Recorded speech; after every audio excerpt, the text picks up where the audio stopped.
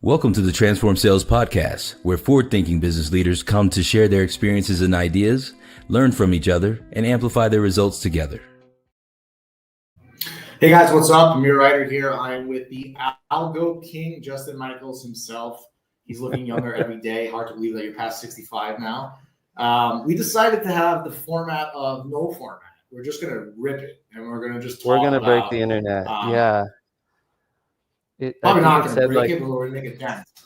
It said respectable professionals, so I wasn't sure if I was on the right podcast here. Algo King reminds me a little bit of Liver King, the whole thing with Joe Rogan. That was just too funny, man. Talk about yeah, but it's all good. Liver King had his highlights, right? At the end of the day, you're not on any kind of he's all natural drug that you're not talking about, right? No, it's been my mental health and what substances I'm on has been heavily debated on the net. But yeah, these days just a little tea, and yeah, I write too many books. Yeah, for anybody listening, I had to just meet with Justin and know that he was a real person, because he literally hits up everybody I know and myself on like different cadences. So like David Majura on my team, Daniel Vidal, Daniel Almada, like you hit them all up, man. Well, they know everything about things. That's the biggest complaint. You know, people say like, oh, I don't like that Justin Michael guy. I say, well, what is it? He's like, he sent me a book. What else did he do?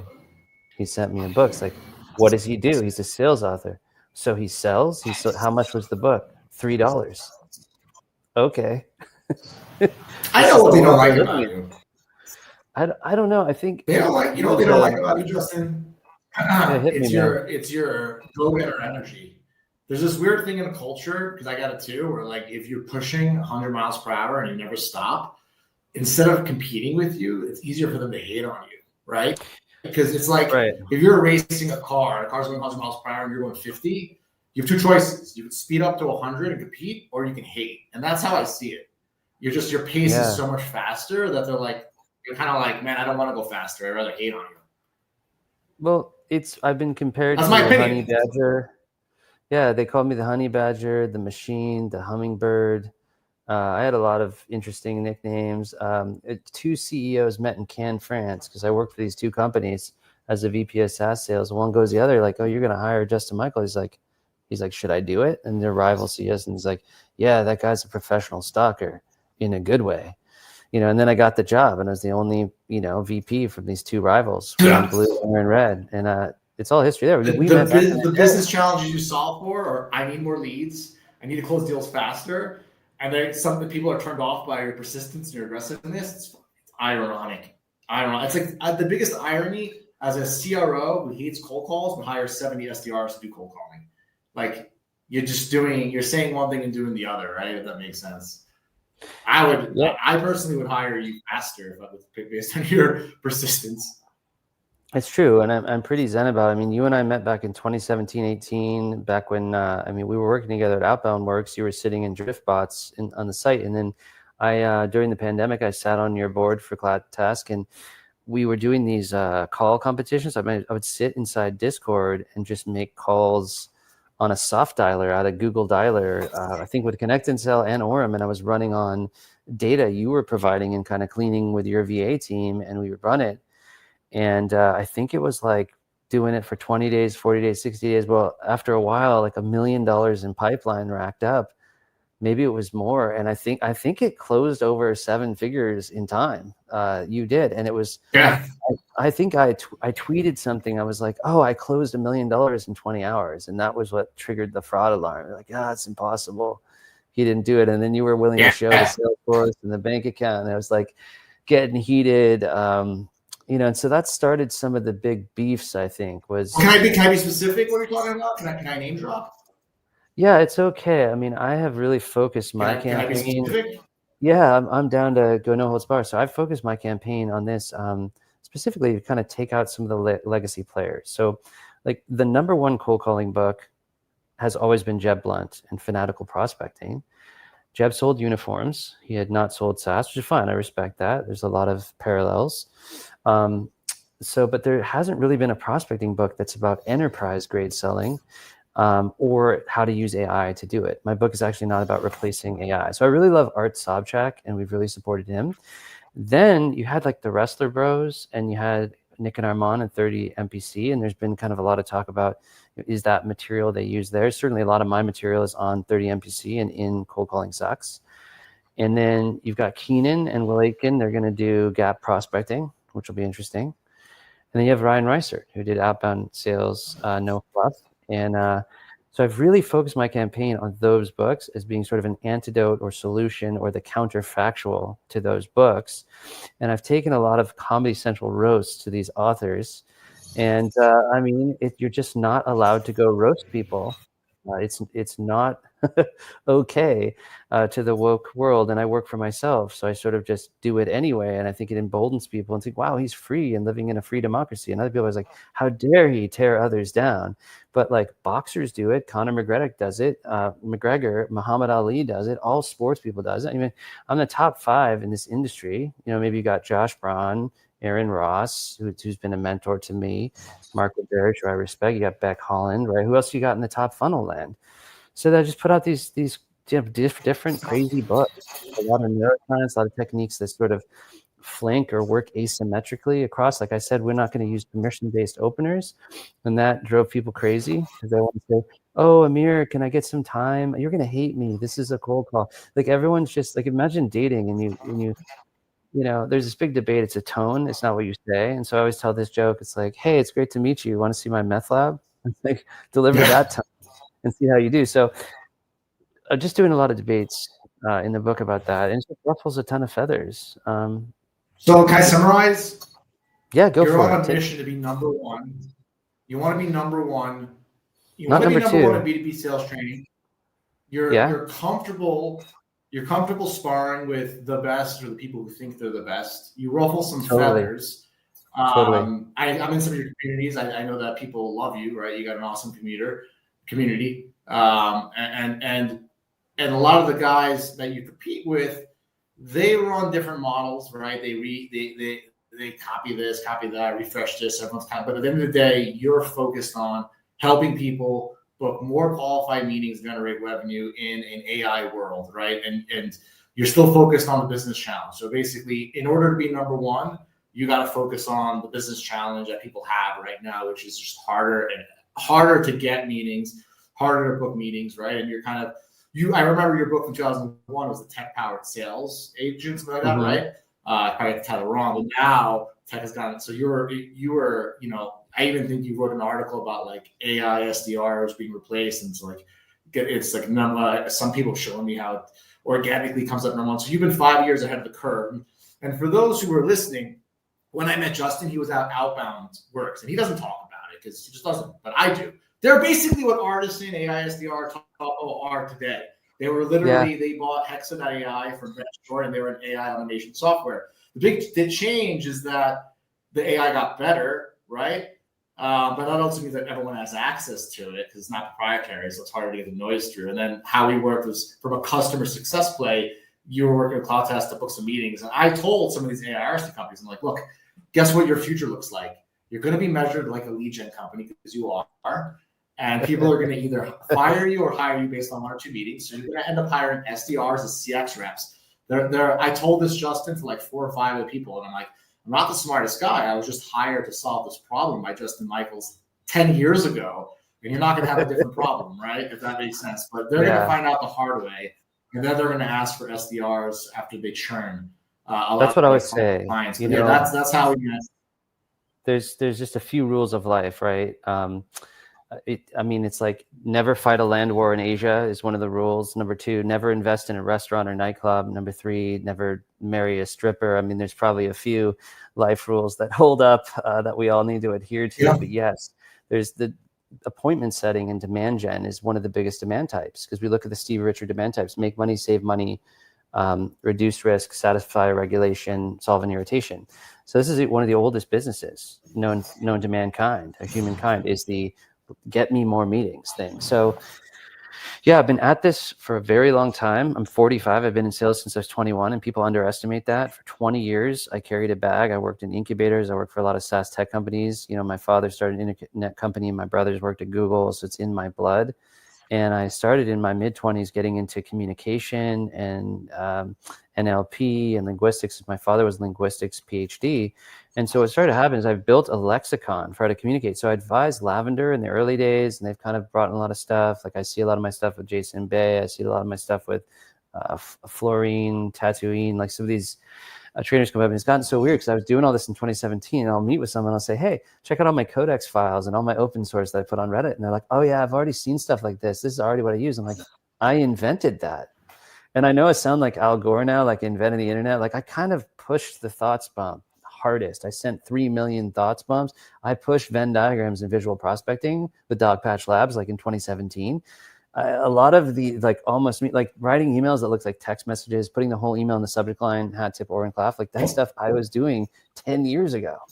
And so I meet one of these, millennial Gen Z, and they're like, oh bro, your stuff is pretty common. I'm like, I invented it.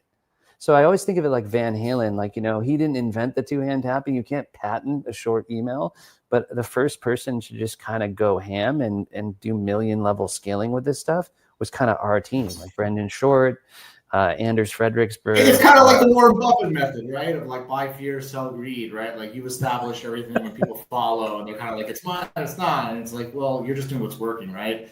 I open sourced it. Yeah. You're doing what's getting results, which makes a lot of sense. I got a question for you.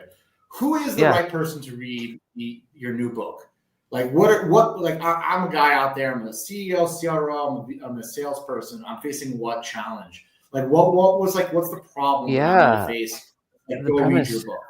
It's such a good setup, and I appreciate you bringing us to quality here, because I have been publicly canceled and crucified on the blogs.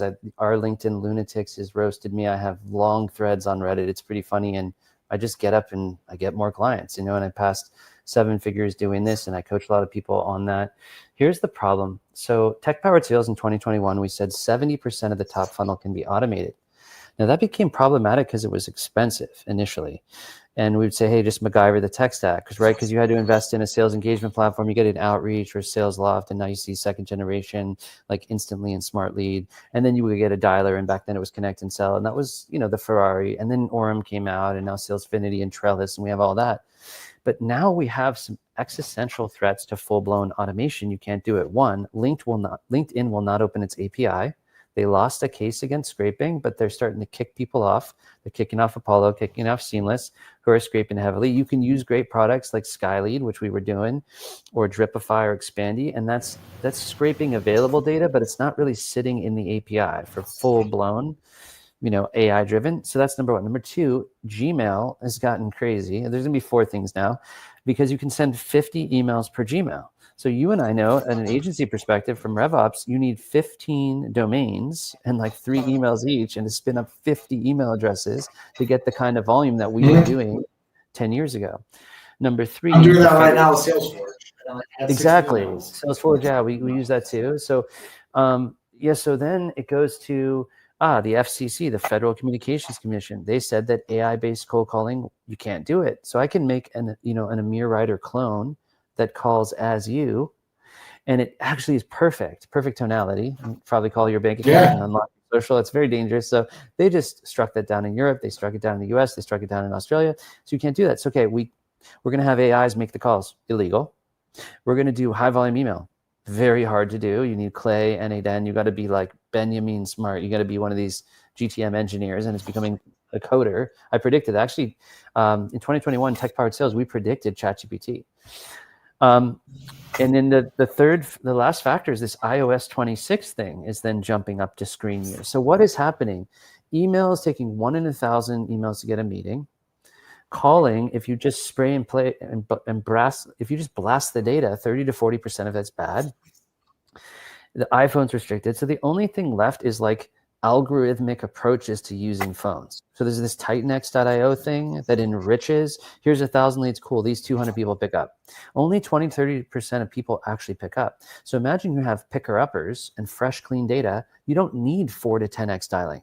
If you have a clean list, like I have Amir's cell phone number, so I just call you 7 times over 10 days, and then you're like, hey, bro, stop, and whatever it is. So the idea of this book is, one, I take high status approaches. This is not toxic masculinity. Like it's meaning that when you call someone, you're on equal footing. You're a peer. I'm calling a CFO or a CXO or CEO a scary contact. It's intimidating, and I'm on the level. So I don't have to do a PBO. I come in and I have an insight that I deliver. I have a working cell phone or a direct line. Cell phone thing's a myth too. There's only about 7% of the data set cell phones. Like it's really still 50% of the meetings are phone trees and fully navigated and going through executive assistants. To be honest with you, it's a ton of voicemails. I always do 4 or 5. So this book is enterprise grade C-level calling techniques, the kind I use to unlock thousands of meetings at the Fortune 500, billions of dollars with my clients. I've had about 1,000 one-to-one clients and 200 teams. And that's the other thing. I did what John Barrows did in 15, 20 years, in 5 years. I jumped up to the top 3 in the world. It's myself, Ian Koniak, and Scott Leese that have all done a double 7-figure year doing solo consulting. And then I think too, just made everybody want to like kill the guy with the ball. And they just like, damn you, Justin Michael, which has been cool. So the book is about enterprise grade techniques, and it's about wrapping outbound with the exoskeleton of AI. Here's the thing. The last 200 companies I trained, the phone is still the number 1 channel. Still getting the most meetings. Yeah. I gotta get back to the phones. And also for anybody listening too, it also sounds like the if you have a business challenge of like you have a set amount of target accounts and you have trouble breaking into those set target accounts, then it sounds like your new book Algo is designed for that, right? Because it's like I hear like you're breaking into stubborn, hard to reach accounts, right? And another way too, for me, it's kind of funny to observe, but I feel like you have 2 drivers. I feel like you have the driver to help people with their business challenges, and you have the driver to be number 1 with all the incumbents that kind of drives your innovation, which is like your 2 fueling forces. So like you're always kind of like pushed forward with like, I want to win against the best of the best. I want to help with the business challenge, and that's kind of pushing you. That's like kind of the tip of your spear, if that's correct. I don't want to put words in your mouth, but that's kind of my observation of Justin Michaels.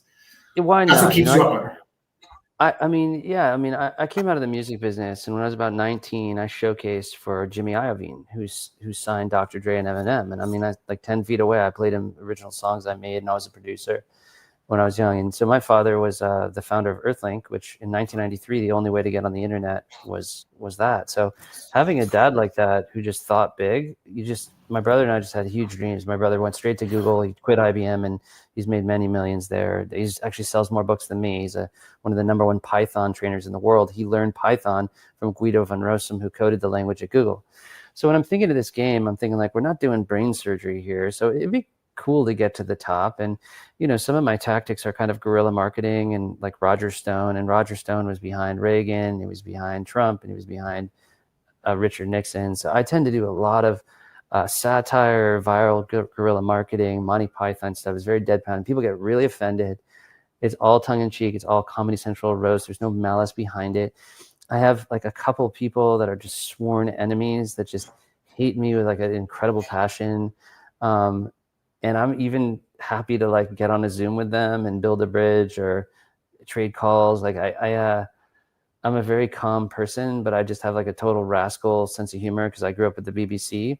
So I just find the whole B2B thing to be like a cottage industry. It's like best in shows. Like my poodle is better than yours. Like who's the best sales trainer? Who does the best sales?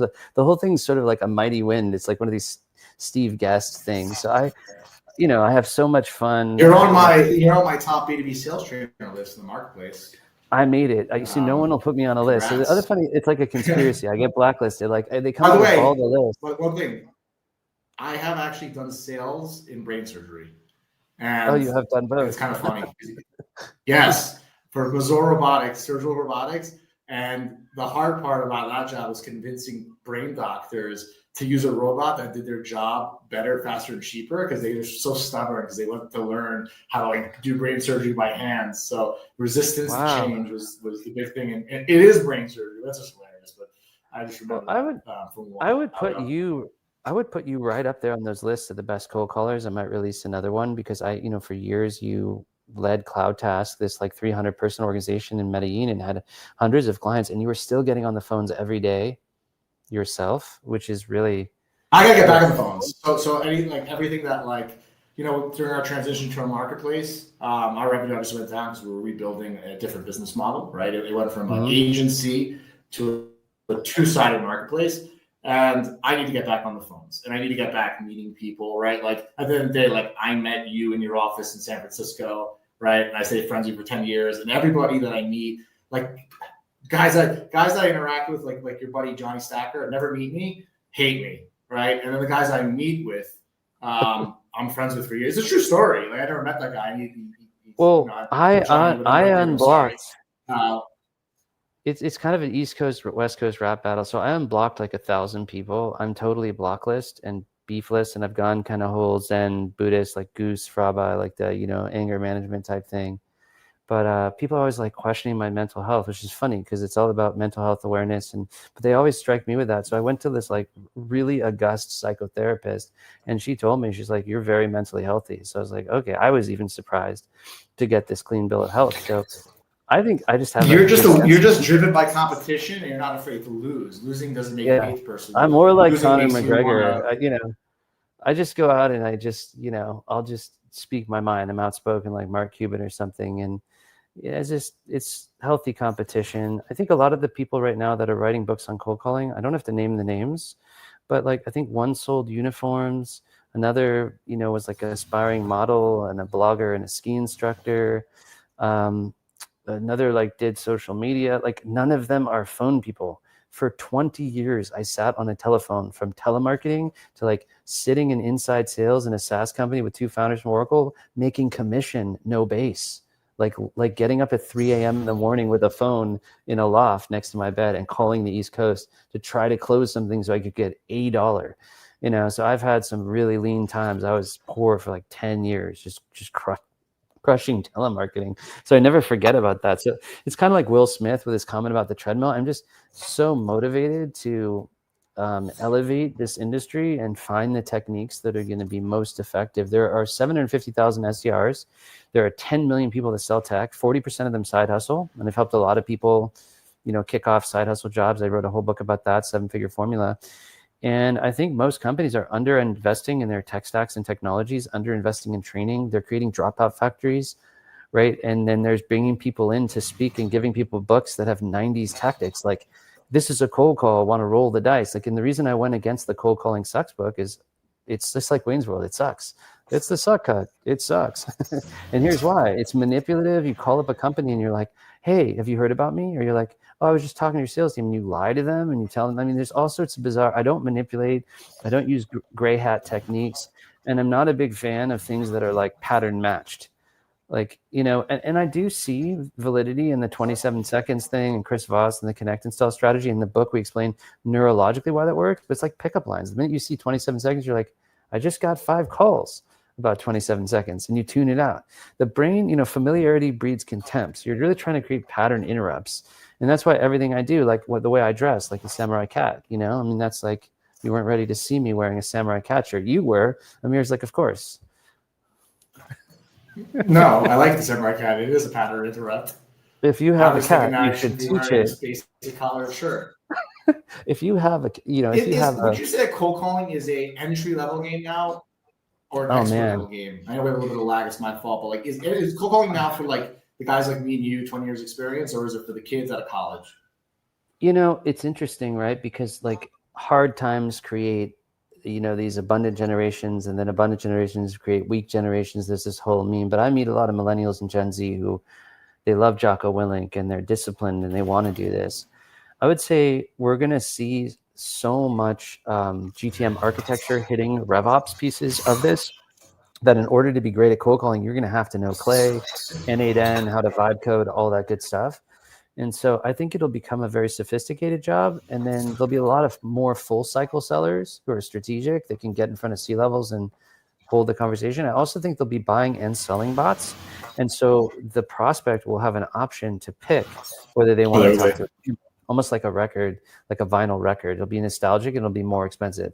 So yeah, there'll be SDRs that aren't called that are making 200, 400,000, 500, and they're just openers, right? They're GTM engineers. So basically the best of the best will always be the best of the best. right? Like the young guys who just fucking get it, they're the top cream of cream, they'll dominate. And then everyone else, it's going to take them 10 to 15 years. They might have to read your books to gain the experience. That was the weirdest part. I don't know what the words are now. That's how I got Outbound Work. So I was like chatting on LinkedIn with Ben Sardella, and I'm sitting at this company that's doing 80 million run rate. And they're like, we're doing an international search for the best SDR on the planet. Like Ben had just won the award on some list. So they interviewed thousands of people and I won. And I came to San Francisco to this VC apartment and I sat with 13 engineers all over the world. And for 4 hours, I explained all of my techniques, all the books, everything I was doing. And I was part of combo prospecting at that time with Tony Hughes. This is going back almost 10 years. So it's like I've stayed current. I have studied everything. I'm not like deeply technically vibe coding and writing N8N or clay flows. That's sort of where I check out, because I really believe a lot of that stuff is going to be codeless soon.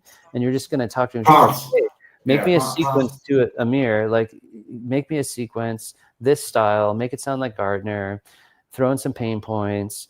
Give me 9 touches over 14 days, and you just can just program the whole thing. Just talk to it like Siri, and it just goes like this. Reggie.ai is doing that. It's trying to move toward that. I agree with you, man. You know that I agree with you.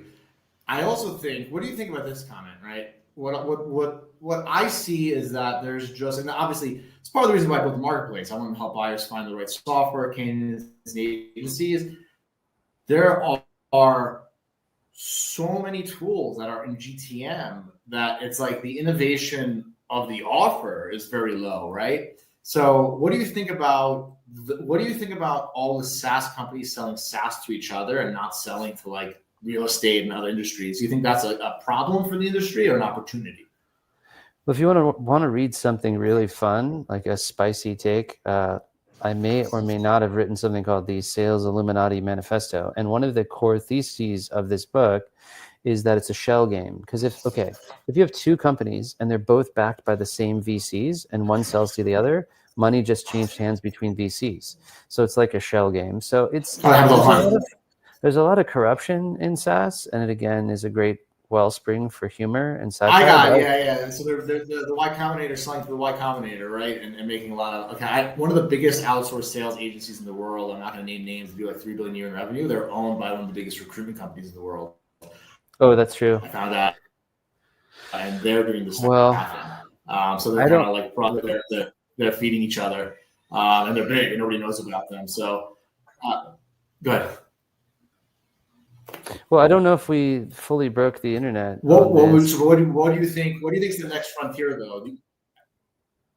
By the way, I'm going to control the lag right now. I'm going to keep talking so that the lag doesn't have effect. What do you think about the lack of innovation in the offer? Do you think that more people should be focusing on more valuable offers? Like, hey, if you're a software development company, you're not going to call them like, I got 200 developers in Southeast Asia. We're cheap. More like, hey, if you take time to meet with us, we'll give you a product requirement roadmap, typically worth $5,000 just to meet with us. Do you think there's more innovation in the actual offers needed for sales reps to succeed with your strategies? Yeah, I mean, the offer has to be really personalized and tailored out of the get-go to get through iOS 26, the screen. What's the future of everything? I mean, we're kind of nudging toward AGI and singularity. I mean, I think like someone's going to disrupt LinkedIn with a social network. It'll probably be Sam Altman and OpenAI. I think LinkedIn will finally get a competitor.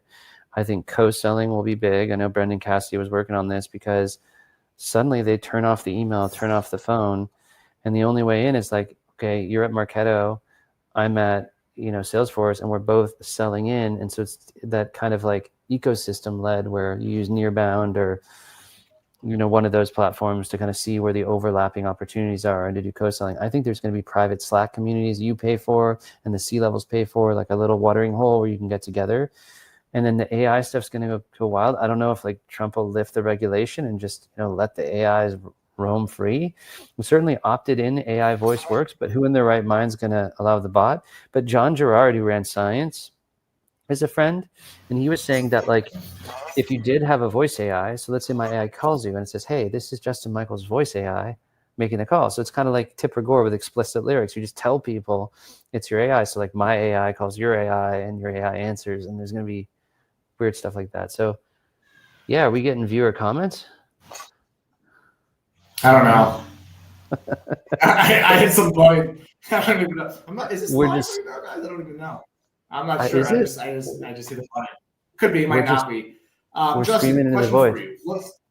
Yeah, this has been awesome. We've been ripping for 30 minutes. We're going to obviously talk some more. For those that want to be in your community and also maybe get a copy of your book, what's the best way for them to do that? To do community and book? Because if they're in your community, they're going to know about your book, right? Yeah, I would just say start with the book. Go just type in Algo ALGO on Amazon. Read that. It's a fast read. Imagine if like Navy SEALs weapons manual meets Jack Ryan. It's an action thriller, but it also gives you the feeling of how you cold call. Check that out. Please leave a review. It's optional. Follow me on LinkedIn, and there's breadcrumbs. There's a treasure hunt in the book that leads to a bunch of other cool stuff. Math of sales calculators, guides. There's different things to get into. So if you get as far as the book, you'll find the rest of the secrets. We put in 100 hours into this thing. Myself and Charles Needham, who is he's over there. He's an executive over at TitanX.io. And yeah, just start there and follow the yellow brick road, as they say. Justin, I appreciate your time. Definitely not the first or last time we're going to talk. And everybody, thank you for tuning into this just freestyle format of the Transform Sales podcast. And yeah, if you need any help getting into Justin's private network, let me know. I got added back in before I got removed. I got added in. I hurt feelings because I'm just a direct, honest guy. But I'm back in. I know nothing. I don't know how long. I know nothing. All I do is maybe write a books. month. I don't know. I'm not sure. Good to see everyone. See you guys.